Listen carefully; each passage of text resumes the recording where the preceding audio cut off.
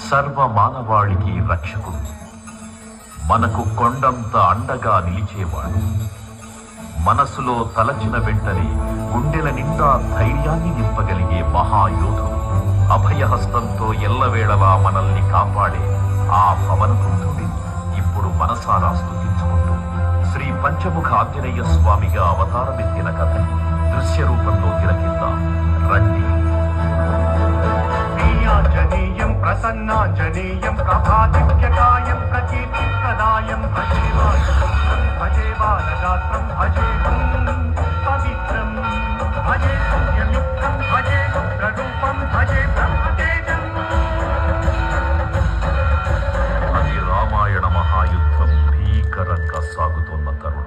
శ్రీరామచంద్రుని సారథ్యంలో వానర సైన్యంతో విజృంభిస్తూ లక్ష్మణస్వామి తనతో పోరాటం చేస్తున్న రావణుడి కుమారుడు ఇంద్రజిత్ తలని బాణంతో ఒక్క వేటుతో వేరు చేశాడు.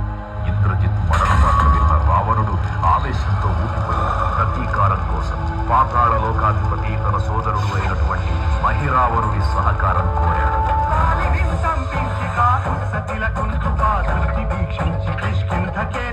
శ్రీరామ కార్యార్థమై లంకకే తెంచియుం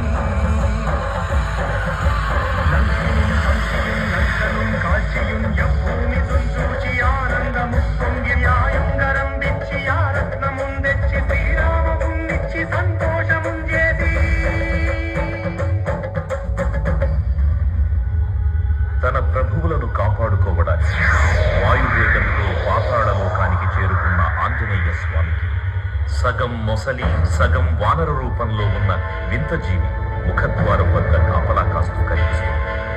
ఆ జీవి మకరధ్వజుడు అనే తన పుత్రుడని, మహాసముద్రాన్ని దాటుతుందని నీటిలో పడ్డన స్వేదబిందువు ఒక మొసలి గ్రహించడం వల్ల జన్మించాడని తెలుసుకుని ఆశ్చర్యపోతాడు హనుమంతుడు. బ్రహ్మాండమైనట్టి ఆ శక్తిని వైచి ఆ లక్ష్మణున్ముతనుందింపగానప్పుడే నీవు సంజీవిని తెచ్చి సౌమిత్రికి నిచ్చి ప్రాణము రక్షింపగా కుంభకర్ణాదులన్నీరులన్ పోర శ్రీరామ బాణాగ్ని అనంతలోకం పురానందమయ్యుండ నవ్వే